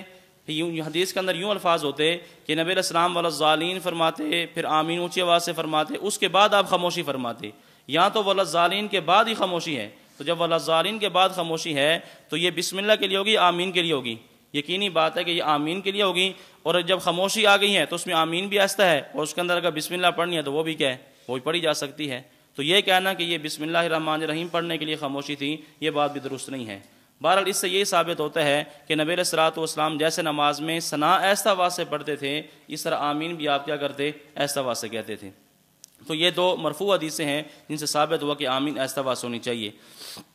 اور احادیث موقوفہ میں سے جو پہلی دلیل ہے، ویسے دلیل نمبر 4، خلفائے راشدین میں سے 2 خلیفہ راشد حضرت عمر رضی اللہ تعالیٰ عنہ اور حضرت علی رضی اللہ تعالیٰ عنہ، ان دونوں کے متعلق یہ بات منقول ہے، لا یجہرانی بسم اللہ الرحمن الرحیم ولا بالتعوذ ولا بالتامین، کہ نماز میں 3 چیزوں کے اندر یہ جہر نہیں کرتے تھے، نہ تعوذ کے اندر جہر کرتے، نہ تسمیہ کے اندر جہر کرتے، اور نہ ہی آمین کہنے کے اندر جہر کرتے۔ یعنی اعوذ باللہ یہ بھی ایسا آواز سے پڑھتے، بسم اللہ الرحمن الرحیم یہ بھی ایسا آواز سے، اور والضالین کے بعد جو آمین تھی آپ یہ بھی ایسا آواز سے کہتے تھے۔ دیکھیں خلفائے راشدین میں سے 2 خلیفہ راشد، ان کا عمل بھی یہ ہے کہ آمین وہ ایسا آواز سے کہتے۔ اسی طرح حضرت علی رضی اللہ تعالیٰ عنہ کے ساتھ دوسری روایت میں حضرت عبداللہ بن مسعود رضی اللہ تعالیٰ عنہ کا ذکر ہے کہ حضرت علی رضی اللہ تعالیٰ عنہ اور حضرت عبداللہ بن مسعود رضی اللہ تعالیٰ عنہ یہ بھی لا یجہرانی بسم اللہ الرحمن الرحیم ولا بالتعوذ ولا بالتامین، کہ یہ بھی نماز کے اندر تعوذ، تسمیہ اور آمین اونچی آواز سے نہیں کہتے تھے بلکہ ایسا آواز سے کہتے۔ اسی طرح جو دلیل نمبر 6 ہے، اکثر صحابہ کرام کا عمل، آپ یہ دیکھیں کہ حضرت امام ابن ترکمانی رحمۃ اللہ علیہ نے اپنی کتاب الجوہر النقی کے اندر یہ بات لکھی ہے، وہ فرماتے ہیں کہ آمین اونچی آواز سے کہنے کی بھی احادیث موجود ہیں اور آمین ایسا آواز سے کہنے کی بھی احادیث موجود ہیں۔ کہتے ہیں دونوں طرح کی احادیث موجود ہیں، اونچی آواز سے آمین کہنے کی بھی حدیثیں موجود ہیں، ایسا آواز سے کہنے کی حدیثیں بھی موجود ہیں، لیکن وہ فرماتے ہیں کہ میرے نزدیک پسندیدہ عمل یہ ہے کہ آمین جو ہے ایسا آواز ہونی چاہیے۔ کہتے ہیں کہ ہر ایک پر علماء کی جماعت نے عمل کیا ہے، بعض کہتے ہیں کہ اونچی آواز ہونی چاہیے، بعض کہتے ہیں کہ ایسا آواز ہونی چاہیے۔ وَإِن كُنتُ مُخْتَارًا خَفْضَ الصَّوْتِ، اگرچہ میں اس بات کو پسند کرتا ہوں کہ آمین ایسا آواز ہونی چاہیے۔ کیوں؟ کہتے ہیں کہ اِذْ كَانَ أَكْثَرُ الصَّحَابَةِ وَالتَّابِعِينَ عَلَى ذَلِكَ، کیونکہ اکثر صحابہ اور تابعین کا عمل یہ تھا کہ وہ آمین ایسا آواز سے کہتے تھے۔ تو جب دیکھیں اکثر صحابہ کرام کا عمل آمین ایسا آواز سے کہنے کا ہے اور اکثر تابعین کا عمل ایسا آواز سے آمین کہنے کا ہے، تو پھر کون سا عمل اختیار کرنا چاہیے؟ ایسا عمل اختیار کرنا چاہیے جس پر اکثر صحابہ تھے اور اکثر تابعین تھے۔ حدیث پاک میں علیکم بالسواد الاعظم، کہ سواد اعظم کی اتباع کرو، تو سواد اعظم تو اسی طرف ہیں، اکثر صحابہ تو اسی طرف ہیں کہ آمین کیا ہونی چاہیے؟ ایسا آواز ہونی چاہیے۔ تو دیکھیں اب آپ کے سامنے نبی علیہ الصلوۃ والسلام کا اپنا عمل بھی آ گیا، اور اس طرح خلفائے راشدین میں سے حضرت عمر، حضرت علی رضی اللہ تعالیٰ عنہ ان کا عمل بھی آ گیا، اور اکثر صحابہ کرام کا عمل بھی آپ کے سامنے آ گیا کہ اکثر صحابہ کرام کا عمل یہ تھا کہ وہ آمین ایسا آواز سے کہتے، لہٰذا نماز کے اندر آمین کیا ہونی چاہیے؟ ایسا آواز ہونی چاہیے۔ اسی طرح پھر آگے ائمہ مجتہدین اور فقہا ان کے اقوال بھی یہاں لکھے ہیں۔ امام ابراہیم نخعی رحمۃ اللہ علیہ وہ بھی فرماتے ہیں کہ آمین ایسا آواز ہونی چاہیے۔ امام اعظم ابو حنیفہ رحمۃ اللہ علیہ وہ بھی فرماتے ہیں کہ آمین ایسا آواز ہونی چاہیے۔ امام سفیان ثوری رحمۃ اللہ علیہ وہ بھی آمین فرماتے ہیں کہ آمین ایسا آواز ہونی چاہیے۔ امام مالک جو ہیں وہ بھی فرماتے ہیں کہ آمین ایسا آواز ہونی چاہیے۔ امام محمد وہ بھی فرماتے ہیں کہ آمین ایسا آواز ہونی چاہیے۔ اسی طرح امام شافعی رحمۃ اللہ علیہ کے بارے میں بھی کتاب الام کے اندر یہ بات موجود ہے کہ امام شافعی رحمۃ اللہ علیہ نے اخیر میں مقتدیوں کی جو آمین تھی اس کے جہر سے رجوع کر لیا اور فرمایا کہ میں اس بات کو پسند نہیں کرتا کہ مقتدی آمین اونچی آواز سے کہیں۔ یعنی امام کے بارے میں تو ان کا یہی نظریہ تھا کہ امام کو آمین اونچی آواز سے کہنی چاہیے، لیکن بعد میں مقتدیوں کی آمین سے امام شافعی رحمۃ اللہ علیہ نے رجوع کر لیا تھا اور فرمایا تھا کہ ولا احب ان یجهروا بها، مجھے یہ بات پسند نہیں ہے کہ مقتدی آمین اونچی آواز سے کہیں۔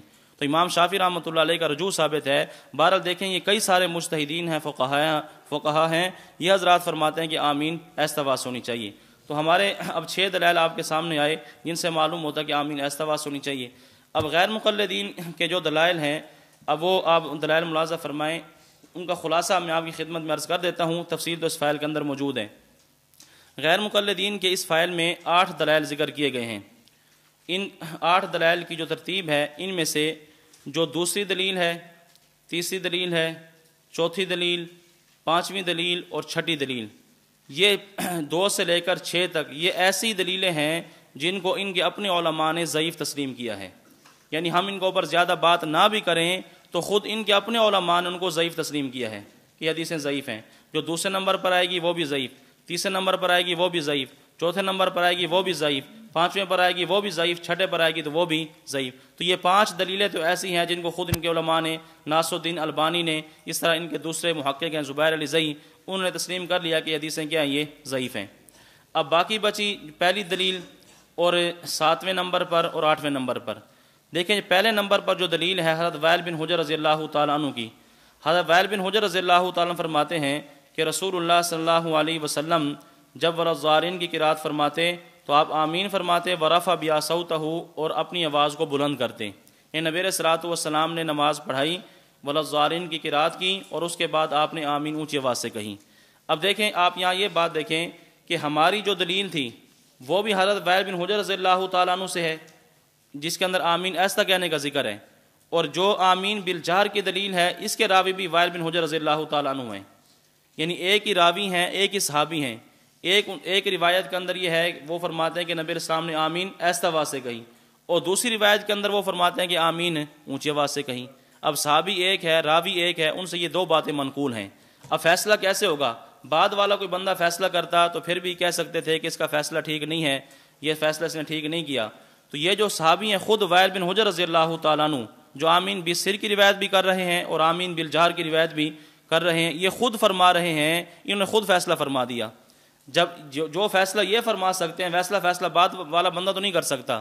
تو وائل بن حجر رضی اللہ تعالیٰ نے خود فرمایا کہ نبی علیہ الصلوۃ والسلام نے جو آمین اونچی آواز سے کہی تھی، ما اراہ الا یعلمنا، یہ ہمیں تعلیم دینے کے لیے کہی تھی۔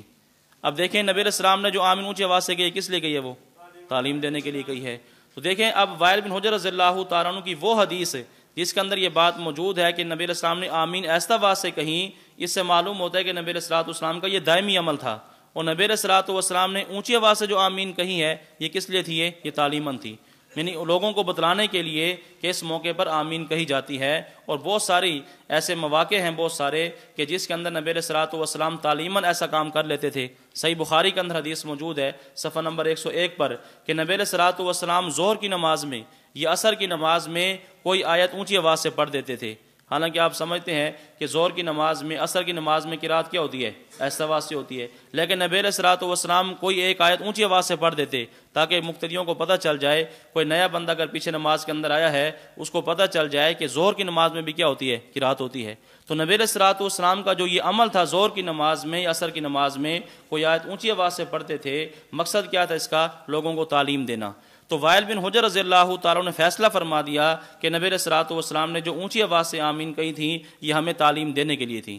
تو دیکھو جب صحابی نے فیصلہ فرما دیا ہے، اب آمین بالجہر کی جتنی بھی روایات ہوں گی ہم کس پر معمول کر لیں گے؟ ان کو ہم تعلیم پر معمول کر لیں گے۔ تو دونوں حدیث میں تطبیق ہو جائے گی کہ اونچی آواز سے کہنے کی حدیث بھی ہیں، ایسا آواز سے کہنے کی حدیث بھی ہیں، لیکن جو اونچی آواز سے کہنے کی حدیث ہیں وہ صحیح بھی ہوں تو کس پر معمول ہوں گی؟ وہ تعلیم پر معمول ہوں گی۔ اور تعلیم کو مستقل عمل نہیں بنایا جا سکتا۔ نبی علیہ السلام کا جو دائمی عمل تھا وہ آمین بالسر کا تھا۔ یہ تعلیم جو تھا یہ وقتی تھا، نبی علیہ الصلوۃ والسلام نے ایک وقت کے لیے جو ہے اونچی آواز سے آمین کہی ہے تاکہ لوگوں کو پتہ چل جائے، ویسے آپ کا دائمی معمول کیا تھا؟ وہ آمین ایسی آواز سے کہنے کا تھا۔ تو اس کا جواب تو یہ ہے کہ جو پہلی دلیل یہاں موجود ہے آپ اس کو تعلیم پر معمول کریں گے تو اس کا جواب بالکل آسان ہو جائے گا۔ اور دوسرا دیکھیں اس کے بعد جو دوسری، تیسری، چوتھی، پانچویں اور چھٹی دلیلیں ہیں ان کے اوپر جو حوالہ جات وہاں موجود ہیں۔ اس کے ساتھ ساتھ اس کے اوپر آپ یہ بات بھی ذہن میں رکھ لیں کہ یہ جو پہلی حدیث ان کی آئی ہے حضرت وائل بن حجر رضی اللہ تعالیٰ عنہ سے کہ نبی علیہ السلام نے آمین اونچی آواز سے کہی، دیکھیں اس کے ایک راوی ہیں سفیان ثوری، حدثنا محمد بن کثیر اخبرنا سفیان عن سلمہ، حضرت سلمہ سے نقل کرنے والے ہیں حضرت سفیان سے مراد حضرت سفیان ثوری رحمۃ اللہ علیہ۔ اچھا یہی روایت ہے حضرت سلمہ سے نقل کرنے والے جو ہماری دلیل گزری ہے احادیث مرفوعہ میں پہلی دلیل، اس کے اندر حضرت سلمہ کے بعد ہیں حضرت شعبہ۔ تو اسی روایت کو امام شعبہ نے بھی نقل کیا ہے، امام سفیان ثوری نے بھی اس کو نقل کیا ہے۔ تو امام شعبہ فرماتے ہیں کہ نبی اسلام کی آمین ایسا آواز سے تھی، امام سفیان ثوری والی روایت کے اندر ہے کہ آمین اونچی آواز سے تھی۔ تو جب ہم دونوں ان محدثین کو دیکھتے ہیں، امام سفیان ثوری کو اور امام شعبہ کو، تو امام شعبہ کی روایت جو ہے اس کو کئی وجہ سے وجہ ترجیح حاصل ہے، وہ راجح ہے، اور امام سفیان ثوری کی جو روایت ہے یہ مرجوح ہے۔ کیسے؟ دیکھیں کہ امام سفیان ثوری جو ہیں جب ان کا تقابل کرتے ہیں، ہم دونوں روایتوں کا جب تقابل کرتے ہیں تو امام سفیان ثوری رحمۃ اللہ علیہ یہ مدلس ہیں، یہ تدریس کیا کرتے تھے، اپنے شیخ کا نام چھپا لیا کرتے تھے، ٹھیک ہے، شیخ کے شیخ کا نام چھپا لیتے، تدلیس کیا کرتے تھے، جبکہ امام شعبہ تدلیس کو ناجائز سمجھتے ہیں، ان کے نزدیک یہ تدلیس جو ہے جائز ہی نہیں ہے۔ تو دیکھیں ایک راوی ایسا ہے جو تدلیس کرتا ہے اور ایک راوی ایسا ہے جو تدلیس کا قائل ہی نہیں ہے، تو اس کی روایت معتبر ہوگی جو تدلیس کا قائل ہی نہیں ہے۔ اور دوسری بات دیکھیں امام سفیان ثوری سے روایت ہے کہ نبی علیہ السلام نے آمین اونچی آواز سے کہی، لیکن امام سفیان ثوری رحمۃ اللہ علیہ کا جو اپنا عمل تھا وہ آمین ایسا آواز سے کہنے کا تھا۔ دیکھیں ایک راوی ہے روایت تو لے کر آ رہا ہے اونچی آواز سے کہنے کی، لیکن اپنا عمل کیا ہے ان کا؟ وہ ایسا آواز سے کہنے کا ہے۔ اور یہ اصول حدیث کا قاعدہ ہے کہ جب راوی کا اپنا عمل اپنی بیان کردہ روایت کے خلاف آ جائے تو اس کے عمل کو لیا جائے گا، روایت کو چھوڑ دیا جائے گا۔ تو امام سفیان ثوری رحمۃ اللہ علیہ روایت تو نقل کرے آمین بالجہر کی، لیکن ان کا اپنا عمل کس کا ہے؟ آمین بالسر کا ہے۔ تو جب راوی کا اپنا عمل اپنی بیان کردہ روایت کے خلاف آ جائے تو اس بات کی دلیل ہے کہ وہ روایت ضعیف ہے، یا وہ روایت متروک ہے، یا وہ روایت منسوخ ہے، یا وہ روایت مؤول ہے۔ تو اس کی مختلف جواب ہو سکتے ہیں، تو اس کی تعویل بھی ہو سکتی ہے۔ تعویل ہم نے آپ کے سامنے پیش کر دی ہے کہ نبی علیہ السلام کا عمل کس پر معمول تھا؟ یہ تعلیم پر معمول تھا۔ تو دیکھیں اب دیکھا جائے تو امام شعبہ کی جو روایت آمین بالسر والی وہ راجح ہے امام سفیان ثوری رحمۃ اللہ علیہ والی روایت سے۔ اور تیسرا یہ بھی ہے کہ جب تعلیم پر معمول کر لیں گے تو دونوں حدیث میں تطبیق بھی ہو جائے گی، کسی ایک حدیث کو چھوڑنا نہیں پڑے گا۔ آمین بالجہر والی روایت کو آپ تعلیم پر معمول کر لیں تو اس کا جواب یہی ہو جائے گا، اور آمین بالسر والی جو روایت ہے وہ اپنی جگہ پر موجود ہوگی کہ نبی علیہ السلام کا اپنا جو دائمی عمل تھا وہ آمین ایسا آواز سے کہنے کا تھا۔ اور چوتھی وجہ ترجیح یہ ہے کہ دیگر احادیث صحیحہ سے بھی اس کی تائید ہوتی ہے کہ آمین ایسا تھی، جیسا آپ کے سامنے 2 حدیثیں مرفوع آئی ہیں، پھر 2 حدیثیں موقوف آئی ہیں۔ اکثر صحابہ کرام کا عمل آیا کہ نبی علیہ السلام کا عمل، صحابہ کرام کا عمل، خلفائے راشدین کا عمل ایسا آواز سے کہنے کا تھا، تو امام شعبہ کی روایت جو ہے اس کی تائید دیگر احادیث صحیحہ سے بھی ہوتی ہے۔ اور پانچویں بات یہ ہے کہ عند التعارض اگر دیکھ لیا جائے کہ دونوں حدیثوں میں تعارض ہے، پہلی روایت سے معلوم ہوتا ہے کہ آمین آہستہ ہے، دوسری روایت سے معلوم ہوتا ہے کہ آمین اونچی آواز سے ہے، تو عند التعارض جو ہے صحابہ کرام کا عمل یہ معتبر ہوتا ہے۔ اب ہم نے یہ دیکھنا ہے کہ بعد میں صحابہ کرام کا عمل کیا تھا۔ حدیث میں تو تعارض آ گیا کہ نبی علیہ السلام نے آمین اونچی آواز سے کہیں یا نبی علیہ السلام نے آمین آہستہ آواز سے کہیں، دونوں حدیثیں ہیں۔ اب ہم تعارض کے وقت کیا کریں گے؟ تو تعارض کو دور کرنے کا طریقہ یہ ہوتا ہے کہ بعد میں صحابہ کرام کے عمل کو دیکھ لیا جائے۔ تو جب ہم نے صحابہ کرام کے عمل کو دیکھا، خلفائے راشدین کے عمل کو دیکھا، اور اکثر صحابہ کرام کا عمل سامنے یہ آیا کہ وہ آمین آہستہ آواز سے کہتے تھے، تو تعارض کے وقت جو ہے صحابہ کرام کے عمل کو دیکھا جاتا ہے، اور صحابہ کرام کا عمل کس کا ہے؟ آمین آہستہ آواز سے کہنے کا ہے۔ تو دیکھیں کئی ساری وجوہ ایسی ہیں جن سے امام شعبہ والی روایت جو ہے وہ راجح قرار پاتی ہے، اور امام سفیان ثوری والی روایت جو ہے یہ مرجوح قرار پاتی ہے۔ بہرحال یہ پہلی حدیث کا جواب میں آپ کی خدمت میں عرض کیا کہ وائل بن حجر رضی اللہ تعالیٰ عنہ فرماتے ہیں کہ نبی علیہ السلام نے آمین اونچی آواز سے کہیں، تو اس کے یہ کئی ساری جو وجوہ تھی، کئی سارے جواب آپ کے سامنے آ گئے ہیں۔ باقی جو دوسری، تیسری، چوتھی، پانچویں، چھٹی دلیل جو ہے ان کا جواب دینے کی ضرورت نہیں ہے کہ ان کو اپنے علماء نے ضعیف تسلیم کیا، اور باقی تفصیلی جواب بھی یہاں موجود ہیں۔ اور اس کے ساتھ ساتھ دیکھیں آپ کی خدمت میں اس کو ایک اور طرز سے پیش کرتا ہوں۔ غیر مقلد جب بھی آپ سے مسئلہ آمین پر گفتگو کرے، آمین بالجہر پر کوئی دلیل پیش کرے، تو آپ نے اس سے 7 باتوں کا مطالبہ کرنا ہے۔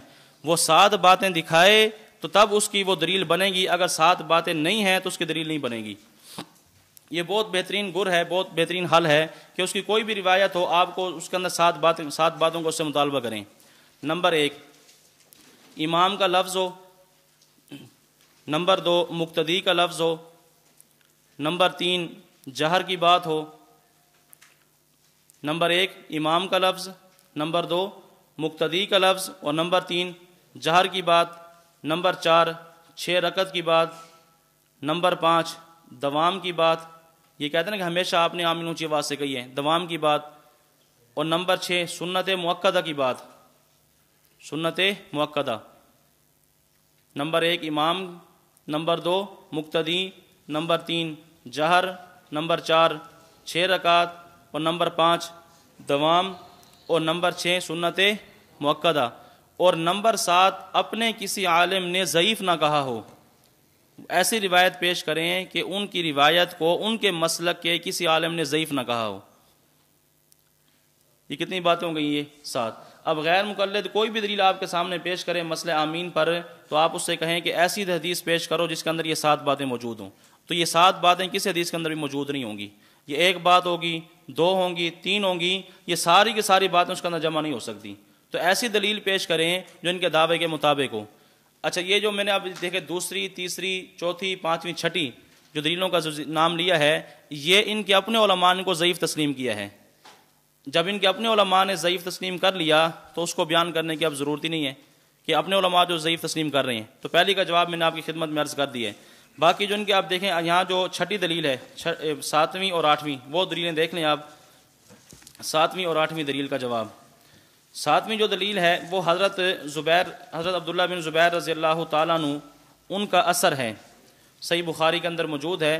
امن ابن الزبیر ومن وراءہ حتی ان للمسجد للجۃ، کہ عبداللہ بن زبیر رضی اللہ تعالیٰ نے آمین کہیں، اور ومن وراءہ، اور جو ان کے پیچھے تھے انہوں نے بھی آمین کہی، حتیٰ کہ مسجد کے اندر گونج پیدا ہو گئی۔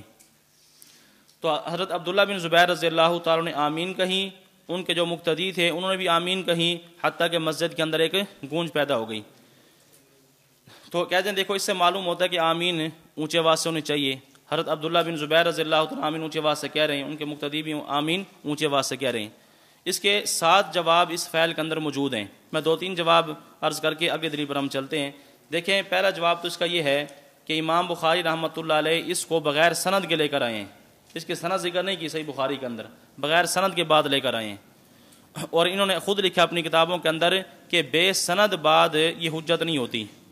اور بعض کتابوں میں تو ایسا عجیب لفظ لکھا کہ بے سند بات وہی کرتے ہیں جن کی اپنی کوئی سند نہیں ہوتی، یعنی ایسا بندہ جس کی اپنی کوئی سند نہیں ہے، جس کا اپنا کوئی نسب نہیں ہے، یعنی ایسے ایسے الفاظ لکھتے ہیں کہ یہ تو بے سند حوالہ ہے، اور بے سند حوالہ وہی پیش کرتا ہے جس کی اپنی کوئی سند نہیں ہوتی۔ تو اب امام بخاری رحمۃ اللہ علیہ کے بارے میں کیا کہیں گے، جن کا یہ دن رات نام لیتے ہیں، تو امام بخاری رحمۃ اللہ علیہ تعلیقاً اس کو لے کر آئے ہیں صحیح بخاری کے اندر، تو ان کے قول کے مطابق جو ہے اس کی سند جب نہیں ہے، جب سند نہیں ہے تو پھر بے سند بات حجت نہیں ہوتی، تو یہ کیسے حجت ہو سکتی ہے؟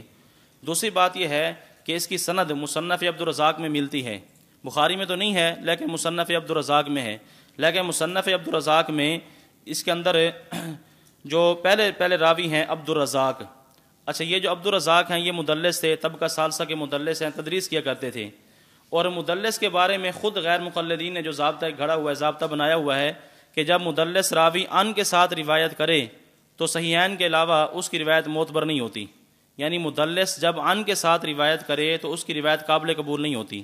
تو یہ امام عبد الرزاق یہ مدلس ہیں اور یہ ان کے ساتھ روایت نقل کر رہے ہیں، ان ابن جریج ان عطاء، یعنی عبد الرزاق ہیں، آگے ان کے بعد ان ابن جریج ہے، اس کے بعد پھر آگے ان عطا ہے، تو مدلس روایت کس کے ساتھ نقل کر رہے ہیں یہاں؟ ان کے ساتھ، تو ان کے اپنے اصول کے مطابق جو ہے یہ تو روایت قابل قبول نہیں ہے۔ ہماری روایتوں کا جواب اسی طرح دیتے ہیں، وہ ہمارے جو دلائل ہیں رفع دین، ترک رفع دین، ترک قرات، دیگر ہمارے جو بہت سارے دلائل ہیں، اب ان کا جواب اسی طرح دیتے ہیں، کہتے ہیں یہ مدلس ہے، ان کے ساتھ روایت ہے، لہذا حدیث یہ ضعیف ہے، یہ قابل قبول ہی نہیں ہے۔ تو جو ضابطہ ہمارے اوپر فٹ کرتے ہیں تو وہ ضابطہ ان کے اوپر بھی تو فٹ ہوگا، وہ کہ جب کہتے ہیں امام عبد الرزاق مدلس ان کے ساتھ روایت ہے، قابل قبول نہیں ہے، تو یہاں کیسے قابل قبول ہو سکتی ہے؟ اور دوسری بات یہ ہے کہ پھر مسند شافعی کے اندر بھی روایت موجود ہے، مسند شافعی کے اندر اس کے اندر دیکھا جائے تو پہلے راوی تو امام شافعی ہیں، امام شافعی رحمۃ اللہ علیہ، اور امام شافعی رحمۃ اللہ علیہ خود فرماتے ہیں ولا احب ان یجهروا بها، کہ مقتدی کی جہر کو میں پسند نہیں کرتا، مقتدی آمین اونچی آواز سے آمین نہ کہے، تو ان کا اپنا عمل کس کے بارے میں آ رہا ہے؟ آمین ایسا آواز سے کہنے کے۔ اور دوسرا راوی جو ہے اس کے اندر امام شافعی کے جو استاد ہیں مسلم بن خالد، یہ مسلم بن خالد جو ہیں یہ عند الجمہور یہ سخت ضعیف راوی ہیں، تو جب یہ ضعیف راوی ہیں تو ان کی روایت جو ہے یہ قابل قبول نہیں ہوگی۔ اور اسی وجہ سے زبیر علی زئی نے جو کتاب لکھی ہے مسئلہ آمین پر القول المتین، اس کے اندر یہ بات لکھی کہ مسلم بن خالد جو ہے عند الجمہور ضعیف تھے، تو جس روایت کے اندر ضعیف راوی آ جائے اور جو جمہور کے نزدیک ضعیف ہو تو وہ روایت قابل استدلال نہیں ہوتی۔ تو یہ روایت بھی عبداللہ بن زبیر رضی اللہ تعالیٰ عنہ کا جو اثر ہے بخاری کے اندر تو بغیر سند کے ہے، اور جہاں سند کے ساتھ ہے اس کے اندر راوی کیا ہیں؟ وہ ضعیف ہیں، تو اس لیے یہ جو اثر ہے یہ قابل قبول نہیں ہے۔ اور تیسرا جواب اس کا یہ ہے کہ دیکھیں غیر مقلدین سب سے پہلے تو قرآن کا نام لیتے ہیں، اس کے بعد پھر احادیث کا نام لیتے ہیں، اور احادیث کا ہم سے جب مطالبہ کرتے ہیں تو کہتے ہیں کہ احادیث مرفوعہ پیش کرو، یا قرآن کی آیت پیش کرو یا حدیث مرفوعہ پیش کرو، اور یہاں خود کیا کر رہے ہیں؟ نہ قرآن ان کے پاس ہے، نہ ان کے پاس حدیث مرفوعہ ہیں، عبداللہ بن زبیر رضی اللہ تعالیٰ جو صحابی ہیں، جو امتی ہیں، ان کا قول پیش کر رہے ہیں، اور جو اقوال صحابہ ہیں، افعال صحابہ ہیں، اعمال صحابہ، ان کے بارے میں غیر مقلدین کے کئی ساری کتب کے اندر یہ بات موجود ہے کہ قول صحابی حجت نہیں ہے، عمل صحابی حجت نہیں ہے، کردار صحابی حجت نہیں ہے، کہتے ہیں چھوٹا ہو یا بڑا ہو نبی کے علاوہ کسی کی بات حجت نہیں ہے۔ تو جب یہ خود کہتے ہیں کہ نبی کے علاوہ امتی کی بات حجت نہیں ہے تو عبداللہ بن زبیر رضی اللہ تعالیٰ کے پھر عمل سے خود استدلال کیسے کر رہے ہیں؟ یہ تو پھر کیا ہو جائے گی؟ عبداللہ بن زبیر رضی اللہ تعالیٰ کی تقلید شخصی ہو گئی، اور تقلید شخصی کو تو کیا کہتے ہیں؟ پھر یہ شرک کہتے ہیں۔ تو ہم کہتے ہیں کہ اب قرآن کو چھوڑ کر، حدیث کو چھوڑ کر تم عبداللہ بن زبیر کی جو تقلید شخصی کر رہے ہو، آیا یہ جائز ہے یا شرک ہے؟ اگر تم نے ان کی بات ماننی ہے عبداللہ بن زبیر رضی اللہ تعالیٰ عنہ کی، پھر پوری بات مانے۔ یہ جب نماز پڑھتے تھے عبداللہ بن زبیر رضی اللہ تعالیٰ عنہ ہاتھ چھوڑ کر نماز پڑھتے تھے، یہ تو ہاتھ باندھنے کے قائل نہیں ہے، تو پھر تم بھی آج کے بعد ہاتھ چھوڑ کر نماز پڑھا کرو۔ اسی طرح یہ نماز عیدین کے اندر یہ اذان کے بھی قائل تھے اور اقامت کے بھی قائل تھے، عید کی نماز میں اذان کے بھی قائل ہیں، امام اس کے اقامت کے بھی قائل ہیں۔ پھر غیر مقلدین کو بھی چاہیے کہ آج کے بعد ہاتھ چھوڑ کر نماز پڑھیں اور نماز عید کے اندر اذان بھی دیں اور اس کے اندر اقامت بھی کہیں، بات مانیں پھر پوری مانیں۔ یہ تو نہیں ہے کہ جہاں سے یہ بات میری لے لی اور جو خلاف بات نظر آئی وہ چھوڑ دی۔ یہ بات معارف السنن کے اندر یہ بات موجود ہے کہ عبداللہ بن زبیر رضی اللہ عنہ ہاتھ چھوڑ کر نماز پڑھتے اور نماز عید کے اندر اذان و اقامت کے یہ قائل تھے۔ تو اس لیے ہم کہتے ہیں کہ عبداللہ بن زبیر رضی اللہ تعالیٰ کا اثر جو ہے یہ ان کی دلیل نہیں بن سکتا۔ اور اس کے ساتھ ایک جواب یہ بھی ذہن میں رکھیں جو علامہ انور شاہ کشمیری رحمۃ اللہ نے اس کا جواب دیا ہے، وہ جواب یہ ہے کہ دیکھیں یہاں یہ صراحت نہیں ہے کہ یہ آمین نماز والی تھی، یہاں تو اتنی بات ہے کہ عبداللہ بن زبیر نے آمین کہی، لوگوں نے بھی آمین کہی، صرف اتنی بات ہے، نماز کی بات نہیں ہے۔ تو اس لیے علامہ انور شاہ کشمیری رحمۃ اللہ علیہ فرماتے ہیں کہ یہ جو آمین ہے اس کے بارے میں احتمال ہے، اس کے بارے میں یہ بھی احتمال ہے کہ یہ نماز والی تھی ولضالین کے جو بعد ہوتی ہے، اور یہ بھی احتمال ہے کہ یہ قنوت نازلہ کے اندر جو آمین کہی جاتی ہے وہ بھی ہے، ہو سکتی ہے، کیونکہ عبداللہ بن زبیر رضی اللہ تعالیٰ عنہ اور جو دوسرے اس وقت خلیفہ جو تھے عبد الملک، یہ ایک ان کا آپس میں اختلاف چل رہا تھا، ایک دوسرے کے خلاف یہ قنوت نازلہ پڑھتے، اس کے اندر ایک دوسرے کے خلاف بد دعا کرتے۔ تو علامہ انور شاہ کشمیری فرماتے ہیں کہ ممکن ہے کہ یہ قنوت نازلہ والی آمین ہو، کیوں؟ اس لیے کہ جب ایک دوسرے کے خلاف آدمی بد دعا کرتے، مخالفت ہوتی ہے، تو اس طرح کی باتوں میں مبالغہ آرائی ہو جاتی ہے، تو ہو سکتا ہے کہ اس کے اندر کیا یہ آمین کہتے ہوں، ان کے مقتدی بھی کیا کرتے ہوں، آمین کہتے ہوں۔ تو اس میں احتمال تو آ گیا نا یہ، کیونکہ وہاں تو صراحت نہیں ہے، تو جب اس میں احتمال آ گیا کہ یہ ولضالین کے بعد والی آمین بھی ہو سکتی ہے، قنوت نازلہ کے بعد جو آمین ہوتی ہے وہ بھی ہو سکتی ہے، اور یہی ضابطہ ان کے جو اپنے بہت بڑے ان کے جو محقق گزرے ہیں، حافظ عبداللہ روپڑی، ان کی کتاب ہے رفع دین اور آمین، اس میں لکھتے ہیں، جب دیکھیں ہماری دلیل کا جواب دیتے ہیں، کہتے ہیں اذا جاز الاحتمال بطل الاستدلال، وہ کہتے ہیں یہ مسلمہ قاعدہ ہے، کہتے ہیں یہ مسلمہ قاعدہ ہے کہ جب کسی بات کے اندر احتمال پیدا ہو جائے تو استدلال کیا ہو جاتا ہے، باطل ہو جاتا ہے۔ تو یہاں بھی تو احتمال موجود ہے کہ یہ ولضالین کے بعد والی آمین ہے یا قنوت نازلہ کے بعد والی آمین ہے، تو جب اس کے اندر احتمال پیدا ہو گیا تو تمہارے جو ہے بیان کردہ ضابطے کے مطابق اذا جاء الاحتمال باطل الاستدلال، پھر یہ روایت بھی کیا ہے، تمہاری دلیل حجت نہیں بن سکتی۔ اچھا، اگلی جو حدیث ہے صحیح بخاری سے جو پیش کرتے ہیں، وہ آخری حدیث آپ ملاحظہ فرمائیں کہ صحیح بخاری سے یہ حضرات یہ حدیث پیش کرتے ہیں کہ نبی کریم صلی اللہ علیہ وسلم نے فرمایا اذا امن الامام فامنوا، جب امام آمین کہے تو تم بھی آمین کہو، جس کی آمین فرشتوں کی آمین کے موافق ہو گئی اس کے سابقہ گناہ بخش دیے جائیں گے۔ اب دیکھیں، کہتے ہیں دیکھ اس سے معلوم ہوتا ہے کہ نبی علیہ السلام آمین کیا ہے، اونچے آواز سے کہنے کا حکم دے رہے ہیں، یہ ان کا ترجمہ ہے۔ آپ حدیث کے اوپر غور کریں، اس میں صرف اور صرف نفس آمین کی بات ہے، نہ اس میں جہر کی بات ہے، نہ اس میں سر کی بات ہے، اس میں صرف نفس آمین کی بات ہے۔ نبی علیہ السلام یہ فرما رہے ہیں کہ جب امام آمین کہے تم بھی آمین کہو، اس میں یہ تو نہیں فرمایا کہ جب امام اونچی آواز سے آمین کہے تم بھی آمین اونچی آواز سے کہو، اس کے اندر صرف اتنی بات ہے کہ جب امام آمین کہے تم آمین کہو۔ اب دیکھیں اس پر ہمارا عمل ہے کہ نہیں ہے، ہمارا امام بھی ولضالین کے بعد آمین کہتا ہے اور ہم بھی کیا کرتے ہیں، آمین۔ کبھی اونچی آواز سے سنیے، ہمارا امام بھی آمین کہتا ہے، مقتدی بھی آمین کہتے ہیں، وہ تو اونچی آواز سے نہیں ہوتی۔ تو اس کا یہ مطلب نہیں ہے کہ امام آمین کہے تو اونچی آواز سے کہے، مقتدی آمین وہ بھی اونچی آواز سے کہیں۔ اس صحیح بخاری کی حدیث کے مطابق اس میں نفس آمین کا ذکر ہے، اس میں جہر کی بات نہیں ہے۔ باقی امام بخاری نے جو باب قائم کیا ہے تو باب قائم کرنے سے جہر تھوڑی ثابت ہو جائے گا۔ امام بخاری رحمۃ اللہ علیہ کا یہ جو استدلال ہے، تو جب کسی امام کا استدلال جو ہے وہ فاسد ہو سکتا ہے، باطل ہو سکتا ہے فقہا کا، امام بخاری تو اس طرح مجتہد مطلق بھی نہیں ہے، تو امام بخاری کا اجتہاد خطا نہیں کر سکتا۔ امام بخاری نے باب تو قائم کیا ہے کہ اس سے معلوم ہوتا ہے کہ امام کو آمین اونچی آواز سے کہنی چاہیے، لیکن آپ حدیث کے اوپر غور کریں تو اس سے یہ بات ثابت نہیں ہوتی۔ تو امام بخاری کا استدلال بھی ٹھیک نہیں ہے، کیونکہ اس سے یہ ثابت نہیں ہوتا کہ آمین اونچی آواز سے ہونی چاہیے۔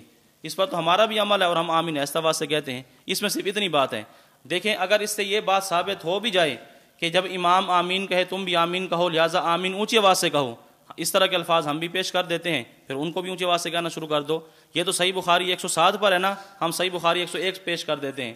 صحیح بخاری جلد صفحہ 1 پر ہے، صفحہ نمبر 101 پر آپ نے فرمایا اذا قال الامام سمع اللہ لمن حمدہ فقولوا ربنا لک الحمد، کہ جب امام سمع اللہ لمن حمدہ کہے تم ربنا لک الحمد کہو۔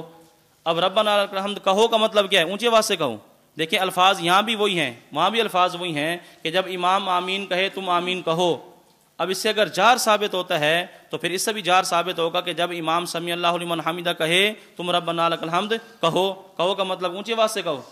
اسی طرح سنن نسائی کے اندر حدیث موجود ہے، آپ نے فرمایا قولوا التحیات للہ والصلوات، التحیات للہ والصلوات والطیبات کہو، قولوا اللہم صلی علی محمد، اللہم صلی علی محمد کہو۔ یہ امر کے صیغے ہیں، تو جس طرح یہاں امر کا صیغہ ہے، آپ نے حکم دیا ہے، تو اس طرح وہاں بھی حکم دیا ہے۔ اگر یہاں جار ثابت ہوتا ہے تو آج کے بعد پھر ربنا لک الحمد یہ بھی اونچی آواز سے کہو، التحیات یہ بھی اونچی آواز سے کہو، اللہم صلی علی محمد یہ بھی کیا پھر اونچی آواز سے کہو۔ تو جب وہاں جار ثابت نہیں ہوتا تو یہاں جار کیسے ثابت ہوتا ہے؟ تو صرف اس کے اندر نفس آمین کی بات ہے، اس کے اندر آمین جار کی بات نہیں ہے۔ اور آگے کیا ہے، کان رسول اللہ صلی اللہ علیہ وسلم یقول آمین، رسول اللہ صلی اللہ علیہ وسلم آمین کہتے تھے۔ اب دیکھیں اس میں کیا ہے، آمین کہتے تھے، جار کی بات ہے، اس میں جار کی بات نہیں ہے، آمین کہتے تھے۔ تو آمین کہنے کے اندر تو کوئی اختلاف ہی نہیں ہے، آمین کو تو ہم بھی کہہ لیں، اختلاف تو اس میں ہے کہ جہرن کہنی ہے سرن کہنی ہے۔ تو نبی علیہ السلام کے بارے میں یہ بات ہے کہ آپ آمین آپ کہا کرتے تھے۔ اب غیر مقلدین نے دیکھیں جو اس مسئلے کے اندر جھوٹ بولا ہے، ٹائم ہمارا پورا ہو چکا ہے، تو 2-3 باتیں آپ ذہن میں رکھ لیں۔ ایک تو یہ ہے کہ جو تیسری بات میں نے چوتھی بات آپ کی خدمت میں عرض کی تھی کہ چوتھی بات یہ ہوگی کہ مسئلہ آمین کی وجوہ ترجیح میں دیکھیں، نمبر 1 آمین بالسر جو ہے اوفق بالقرآن ہے، قرآن کریم کے زیادہ موافق ہے، دعا ہو تب بھی اور اگر یہ ذکر ہو اللہ تعالیٰ کا نام ہو تب بھی۔ اب وہ بات آپ کے سامنے ہو چکی ہے، تو آمین بالسر جو ہے یہ اوفق بالقرآن ہے، قرآن کریم کے کیا یہ زیادہ موافق ہے، دعا لیں تب بھی ذکر لیں تب بھی۔ نمبر 2، جہر والی احادیث کو اگر تعلیم پر محمول کر لیا جائے تو دونوں احادیث میں کیا ہو جاتی ہے، تطبیق ہو جاتی ہے۔ اور نمبر 3، علیکم بسنتی و سنت الخلفاء الراشدین المہدیین، اس کو حدیث کو سامنے رکھا جائے تو 2 خلیفہ راشد حضرت عمر اور علی رضی اللہ تعالی عنہما، یہ دونوں خلیفہ راشد یہ آمین ایسا آواز سے کہتے تھے، اونچی آواز سے نہیں کہتے تھے، تو ان کے عمل کو دیکھا جائے یہ بھی وجہ ترجیح موجود ہے۔ اور نمبر 4، اکثر صحابہ کرام کا عمل کیا تھا، وہ آمین ایسا آواز سے کہنے کا تھا، تو یہ بھی آمین بالسر کی وجہ ترجیح ہے کہ آمین کیا ہونی چاہیے، ایسا آواز سے ہونی چاہیے۔ اور 5ویں وجہ ترجیح یہ ہے کہ کوئی بھی امام ایسا نہیں گزرا جس نے آمین بالسر سے آمین بالجہر کی طرف رجوع کیا ہو۔ ہاں ایسا ہوا ہے کہ آمین بالجہر کا جو قائل امام تھا اس نے آمین بالسر کی طرف رجوع کیا ہے، جیسے امام شافعی کی بات آپ کے سامنے آئی ہے کہ امام شافعی نے مقتدیوں کی آمین بالجہر سے رجوع کر لیا تھا، اور آپ یہ فرماتے تھے کہ آمین کیا ہونی چاہیے، ایسا آواز سے ہونی چاہیے۔ تو یہ 5 وجوہ ترجیح ہیں آمین بالسر کی۔ اور غیر مقلدین نے اس مسئلے کے اندر جو جھوٹ بولا ہے، آپ وہ ملاحظہ فرمائیں کتنے جھوٹ سے کام لیتے ہیں یہ۔ ان کے عالم ہیں بدیع الدین راشدی، بہت بڑے کے محقق اور مناظر گزرے ہیں، تو مقالت راشدی جلد 2 صفحہ نمبر 74 پر انہوں نے یہ بات لکھی کہ آپ صلی اللہ علیہ وسلم جہری نماز میں ہمیشہ بلند آواز سے آمین کہتے تھے، جہری نماز میں ہمیشہ بلند آواز سے آمین کہتے تھے، اور حوالہ دیا بخاری شریف کا۔ اب آپ دیکھیں بخاری شریف کے اندر کہاں یہ بات موجود ہے، پوری بخاری کو آپ دیکھ لیں، کسی بھی جگہ یہ بات موجود نہیں ہوگی کہ نبی علیہ السلام ہمیشہ آمین اونچی آواز سے کہتے تھے، تو یہ بالکل واضح اور صریح جھوٹ ہے، بخاری کے اندر ایسی بات موجود نہیں ہے۔ نمبر 2، ان کے شیخ الحدیث ہیں محمد علی جانباز، ان کی کتاب ہے صراط المصطفیٰ، صفحہ 71 پر لکھا، اسی کا ترجمہ کیا، کان رسول اللہ صلی اللہ علیہ وسلم یقول آمین۔ دیکھیں کوئی بھی ثانیہ کا طالب علم، اولا کا طالب علم بھی ہوگا، وہ بھی اس کا ترجمہ یہ کرے گا کہ رسول اللہ صلی اللہ علیہ وسلم آمین کہتے تھے۔ انہوں نے ترجمہ کیا اپنی کتاب کے اندر، کہتے ہیں کہ رسول اللہ صلی اللہ علیہ وسلم آمین اونچی آواز سے کہتے تھے، اونچی آواز سے اپنی طرف سے اضافہ کر دیا ہے، تو نبی علیہ الصلوۃ والسلام پر یہ جھوٹ بولا ہے۔ بخاری کے اندر یہ بات موجود نہیں ہے کہ نبی علیہ السلام آمین اونچی آواز سے کہتے تھے، تو ان کے شیخ الحدیث کا حال یہ ہے کہ ترجمہ بھی غلط کر رہے ہیں۔ اور اسی طرح ان کے ایک دوسرے مناظر ہیں نور حسین گرجاکھی گجرانوالہ کے، ان کا رسالہ ہے آمین بالجہر، اس میں نے لکھا کہ صحیح بخاری کے اندر یہ بات موجود ہے کہ حضرت عبداللہ بن عمر رضی اللہ تعالیٰ عنہ خود بھی ہمیشہ آمین اونچی آواز سے کہا کرتے تھے، اور لوگوں سے بھی کہا کرتے تھے کہ آمین بلند آواز سے کہو۔ حالانکہ بخاری کے اندر یہ بات موجود نہیں ہے، بخاری کے جو الفاظ ہیں وہ میں آپ کی خدمت میں عرض کرتا ہوں، آپ اس سے دیکھیں سے یہ ثابت ہوتا ہے کہ خود بھی اونچی آواز سے کہتے، دوسرے لوگوں کو بھی یہ کہتے۔ الفاظ یہ ہیں، حضرت نافع فرماتے ہیں کان ابن عمر رضی اللہ عنہما لا یدعہ ویحزہم، اب لا یدعہ کہ آپ آمین چھوڑتے نہیں تھے، ویحزہم اور دوسروں کو بھی آپ کیا کرتے تھے، برانگیختہ کرتے تھے کہ آمین کہو۔ اب اس سے جہر ثابت ہوتا ہے کوئی، اس سے تو یہ ہے کہ آمین کی بات ہے بھی آمین کو چھوڑتے نہیں تھے، نہ آمین کو چھوڑنا چاہیے، ولا الضالین کے بعد آمین کہے تاکہ دعا قبول ہو جائے، اور ویحزہم دوسرے لوگوں کو بھی آپ برانگیختہ کرتے بھڑکاتے تھے کہ آمین نہ چھوڑیں۔ لیکن انہوں نے ترجمہ کیا اس کا کہ عبداللہ بن عمر خود بھی ہمیشہ بلند آواز سے آمین کہتے تھے، اور لوگوں سے بھی کہا کرتے تھے کہ آمین بلند آواز سے کہو۔ یہ بالکل واضح صریح جھوٹ ہے، صحیح بخاری سے یہ بات ثابت نہیں ہوتی۔ اور نمبر 4، ان کے بہت بڑے مولوی گزرے ہیں محمد یوسف جے پوری، ان کی کتاب ہے حقیقت الفقہ۔ جب کوئی غیر مقلد بنتا ہے نا، کوئی ہمارے بندے کو متاثر کرتے ہیں تو یہ کتابیں ان کو دکھاتے ہیں، حقیقت الفقہ وغیرہ، اور یہ جھوٹ کا پلندہ ہے۔ اس کے اندر آپ دیکھیں ہر مسئلے کا اس نے جھوٹ بولا ہے۔ ایک جگہ لکھتا ہے کہ ہدایہ میں جلد 1 صفحہ نمبر 365 پر کہتے ہیں آمین بالجہر کے اس بات میں بہت ساری حدیث ہیں، یعنی ہدایہ ہماری حنفیوں کی کتاب ہے، ہمارا عمل آمین بالسر کا ہے، کہتے ہیں ہدایہ کے اندر یہ بات موجود ہے کہ آمین بالجہر کی بہت ساری روایات ہیں۔ اور ایک اس سے بڑھ کر آگے جھوٹ لکھا کہ ہدایہ میں امام ابن حمام نے لکھا ہے کہ آمین بالسر کی ساری احادیث ضعیف ہیں۔ ہدایہ میں کس نے لکھا؟ امام ابن حمام نے، حالانکہ ہدایہ چھٹی صدی کی کتاب ہے، اور ابن حمام یہ گزرا ہے 9ویں صدی میں۔ اب 9ویں صدی کا بندہ وہ پیدا ہو کر 6 صدی کتاب میں لکھ کر آ گیا ہے، تو اس طرح کے جھوٹ انہوں نے اپنی کتابوں کے اندر لکھے ہیں، اور ان کے یہ لکھنے والے علماء ہیں، اور ایسے کتاب ہماری کتابوں پر اعتراض کرنے والے ایسے اپنی کتابوں کے اندر جھوٹ لکھے ہیں۔ تو یہ صرف مسئلہ آمین کے اندر ان کے جھوٹ ہیں، اس کے علاوہ بہت سارے ہر مسئلے کے اندر آپ کو ان کے جھوٹ ملیں گے۔ اور باقی مسئلہ آمین پر غیر مقلدین سے چند سوالات ہیں، وہ سوالات پھر آپ کو الگ مل جائیں گے، تقریباً 8-10 سوال ہیں، تو اس مسئلے پر آپ ان سے سوال بھی کریں، ٹھیک ہے؟ ساتھ ساتھ یعنی کہ دفاع کے ساتھ ساتھ ہم نے اقدام بھی کرنا ہے، تو ان سے اس مسئلے کے اوپر اعتراضات بھی کریں، ان سے سوال بھی کریں۔ تو یہ مسئلہ جو ہے مختصر میں نے آپ کی خدمت میں عرض کیا ہے، تفصیل فائل کے اندر موجود ہے، کوئی بات سمجھ نہ آئے، کوئی مزید بات پوچھنی ہو تو پھر بعد میں پوچھ سکتے ہیں۔ وآخر دعوانا الحمدللہ رب العالمین۔